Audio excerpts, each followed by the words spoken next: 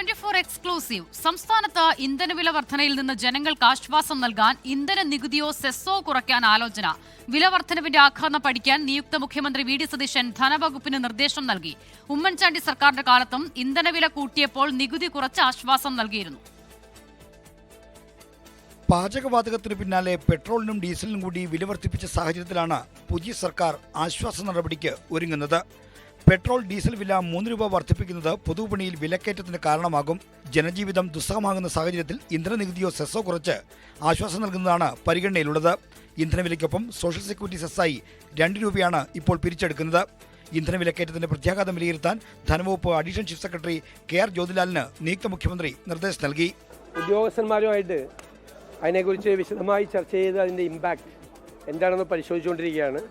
സാധാരണ ജനങ്ങളിലെ അതിൻ്റെ ഇമ്പാക്റ്റ് കുറയ്ക്കാൻ, അതിൻ്റെ ആഘാതം കുറയ്ക്കാൻ എന്ത് ചെയ്യാൻ കഴിയുമെന്ന് ഞങ്ങൾ ചർച്ച ചെയ്തുകൊണ്ടിരിക്കുകയാണ്. ഇന്ധന നികുതി ഇളവും സെസ് കുറയ്ക്കലും ആദ്യ മന്ത്രിസഭാ യോഗത്തിൽ തന്നെ പ്രഖ്യാപിച്ചേക്കും. 2011 ഉമ്മൻചാണ്ടി സർക്കാർ അധികാരമേറ്റ കാലത്തും ഇന്ധനവില വർധനവിന്റെ ആഘാതം കുറയ്ക്കാൻ നികുതി ഇളവ് നൽകിയിരുന്നു. നികുതി സമ്പ്രദായം GSTയിലേക്ക് മാറിയെങ്കിലും ഇന്ധന നികുതി ഇപ്പോഴും പഴയ വിൽപ്പന നികുതി ഘടനയിലാണ് പിരിച്ചെടുക്കുന്നത്. 24 തിരുവനന്തപുരം.